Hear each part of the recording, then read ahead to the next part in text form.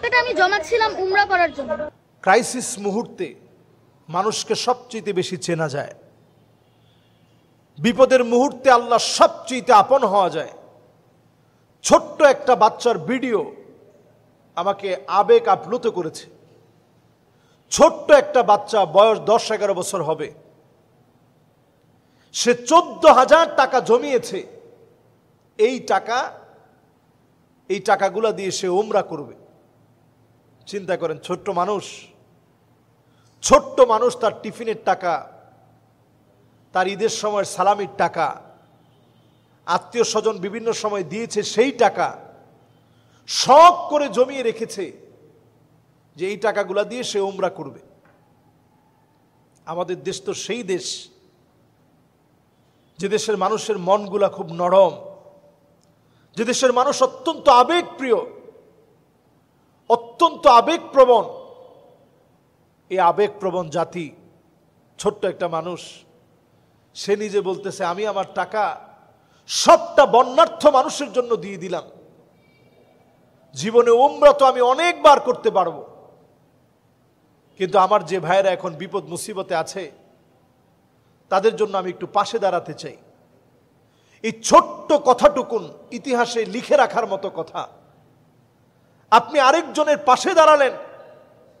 একটা মানুষের দাম কত আল্লাহর কাছে, একটা মানুষের দাম আল্লাহর কাছে এত বেশি, একটা মানুষের সম্মান আল্লাহর কাছে এত বেশি। আপনি যদি মনে করেন একটা মানুষের সম্মান কত, একটা মানুষের সম্মান তো এত বেশি আল্লাহর কাছে। কাবা কত সম্মানিত, এর চাইতে আল্লাহ রাব্বুল আলামিনের একটা মানুষ মাজলুম হচ্ছে, জুলুমের শিকার হয়েছে, ওইখান থেকে যদি আপনি তাকে হেফাজত করেন, এই আল্লাহ রাব্বুল আলামিনের কাছে এই কাজটা এর চাইতে সম্মানিত হবে। আল্লাহ রাব্বুল আলামিনের কাছে এর চাইতে সম্মানিত হবে। একটা মানুষ যখন জুলমের শিকার হয়, এই যারা পানিবন্দী অবস্থায় আছে, আমি বলবো এটা একটা জুলমের শিকার হয়েছে তারা। এই পানিটা তারা বলা নেই কওয়া নেই, হঠাৎ করে উজান থেকে, ভারত থেকে তারা ছেড়ে দিয়েছে, আমার দেশ প্লাবিত হয়েছে, এদেশের মানুষ মাজলুম হয়েছে। এই মাজলুম মানুষের পাশে যদি আপনি দাঁড়ান, আপনি কেমন যেন আল্লাহর ঘরকে রক্ষা করলেন। এটার মধ্যে যেমন সওয়াব, এই মানুষের পাশে দাঁড়ালে তো ঠিক তেমন সওয়াব আপনি পাবেন। হাদিসের ভিতরে স্পষ্ট নবীজি সাল্লাল্লাহু আলাইহি সাল্লাম বলেন, ইন্না মিন আবাররিল বির আইয়ুদখিলা সুরুর ফি কলবি আহাদিকুম। সবচেয়ে সওয়াবের কাজ কোনটি? একটা মানুষের মুখে হাসি ফোটানো।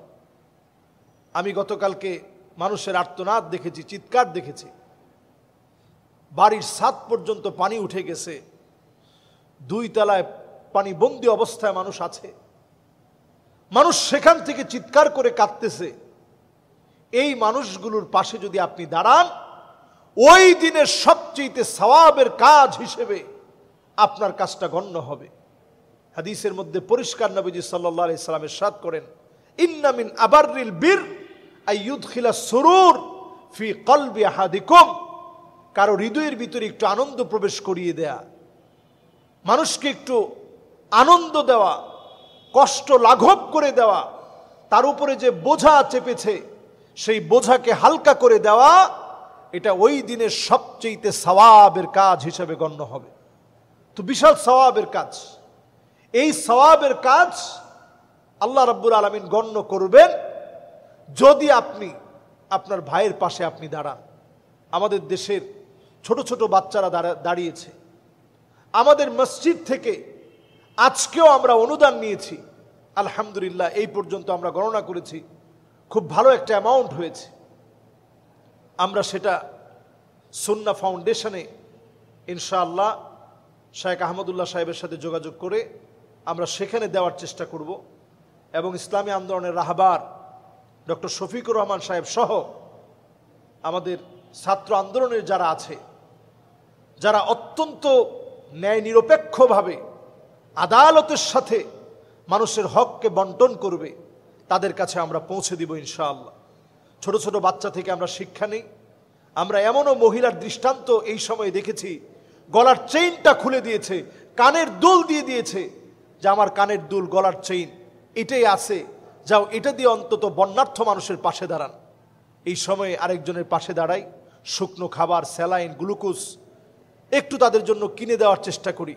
অনেক মানুষ ক্ষুধায় পড়ে গেছে, চিৎকার করে কাঁদতেছে, তাদেরও এক সময় খাবারের অভাব ছিল না। এই মানুষগুলোর পাশে দাঁড়ানোর চেষ্টা করি। আল্লাহ তাআলা আমাদেরকে তৌফিক দান করুক। আসসালামু আলাইকুম ওয়া রাহমাতুল্লাহি ওয়া বারাকাতুহু।